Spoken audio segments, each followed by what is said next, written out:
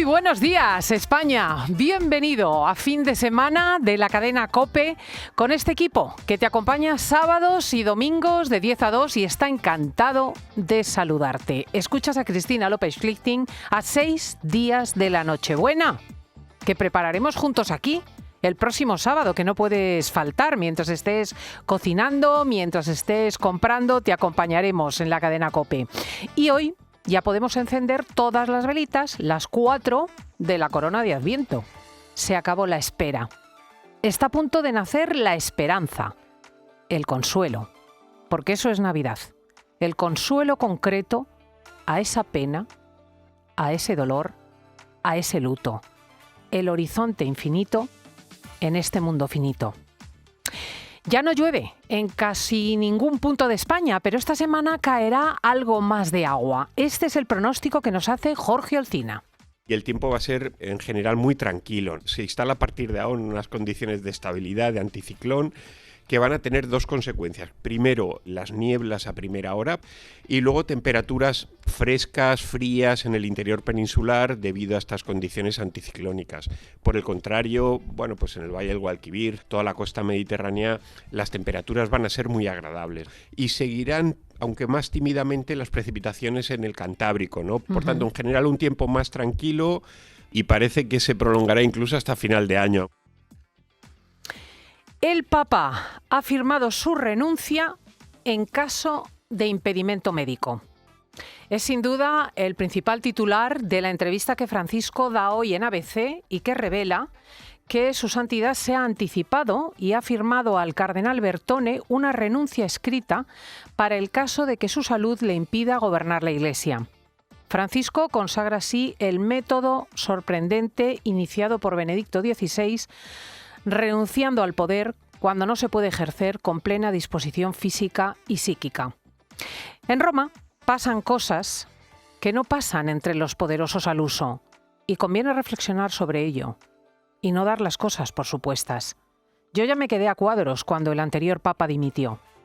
¿En qué puesto del mundo un hombre se retira voluntariamente cuando manda sobre todos? Se requiere mucha humanidad, mucha grandeza moral, mucha inteligencia. Me alegro de que al menos haya un lugar donde el poder no lo sea todo, donde la vanidad humana no se imponga sobre el deseo de servir. En la imprescindible entrevista de hoy de ABC se escuchan cosas muy rotundas. El Papa, que es americano, defiende la colonización española de América con palabras muy cariñosas. España no pirateó, dice. No practicó la piratería. Eso hay que tenerlo en cuenta. Y el ambiente de guerra no lo exportaron los españoles. También los indios se mataron entre ellos. Y añade, si uno lee las directivas de los reyes españoles de la época sobre cómo debían actuar sus representantes, ningún rey de ningún otro país hizo tanto. Después precisa. Y hay que recordar que detrás de esto hay una mística. España sigue siendo la madre patria, algo que no todos los países pueden decir.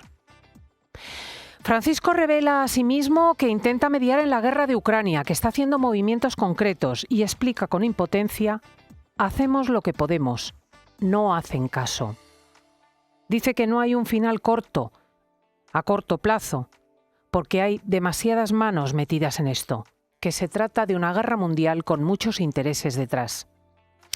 La entrevista tiene simpatía y precisión y no le falta sutileza. Cuando le preguntan por la visita de Pedro Sánchez, el Papa recuerda el gesto severo que le vimos en las fotos. Comillas, para no dar pie a interpretaciones malas, el saludo que les hice lo hice en directo para toda España, que vieran en directo cómo lo saludaba. Se cierran comillas. Y finalmente, Francisco aprecia y recuerda el valor de nuestra transición, que intentó superar el dolor de la guerra civil. Dice, hubo un presidente muy valioso, Adolfo Suárez. Esa época la seguí yo y me pareció buena. Lamento que ahora se desempolve eso. Se refiere evidentemente a desempolvar el dolor y el odio de la guerra civil. Merece la pena abrir hoy el horizonte leyendo despacio al Santo Padre, recordar la realidad cuando aquí Pedro Sánchez se atribuye los méritos de la transición en un ejercicio de política ficción alucinante. Escuchemos a nuestro presidente ayer en un acto del PSOE en Valencia en los siguientes términos. Nosotros alumbramos la Constitución hace más de 40 años cuando la derecha estaba en otra cosa. Que la izquierda hizo la Constitución. Te juro que mis abuelos se van a levantar de la tumba. Para empezar, la transición la hizo sobre todo Suárez, que no era de izquierdas precisamente. Vamos a dejarlo en que era de centro. Pero es que la Constitución la redactaron físicamente 7 ponentes. Los 3 de centro, Gabriel Cisneros, Miguel Herrero y Rodríguez de Miñón y José Pedro Pérez Llorca. El de Alianza Popular, Manuel Fraga. El de las minorías vasca y catalana, Miquel Roca. Y dos de izquierdas, Gregorio Peces Barba del PSOE y Jordi Soler Tura del PC. O sea, de izquierdas eran 2 de los 7 ponentes. ¿De qué estamos hablando, Pedro? ¿A qué juegas? Me espanta que la precariedad de la enseñanza o el problema de las escuelas permita a alguien dar crédito a las cosas que dice este señor, que hizo la Constitución, que la hizo la izquierda. No, señor. En España se hizo lo que muy pocos países del mundo han logrado. Tras una guerra civil repugnante y sangrienta, donde los hermanos se mataron entre sí, y que se lo digan a mi familia, derecha e izquierda se tendieron la mano, Carrillo y Fraga, la monarquía y la república, la Iglesia y los comunistas, e hicieron la paz, cosa dificilísima en este mundo, y una ley común, la Constitución española. Es que no me extraña que ahora quieran saltársela. Que este señor quiera imponer sus normas a los magistrados, que pretenda nombrar un tribunal constitucional a su medida para poder hacer una España federal sin impedimentos y convertirse 4 años más en presidente con la ayuda de los independentistas. Si es que le da todo igual. Escuchamos a Javier Tajadura, profesor de Derecho Constitucional de la Universidad del País Vasco, explicar a Fernando de Haro en la tarde de COPE por qué es tan grave el cambio que ha introducido en la normativa del Consejo General del Poder Judicial.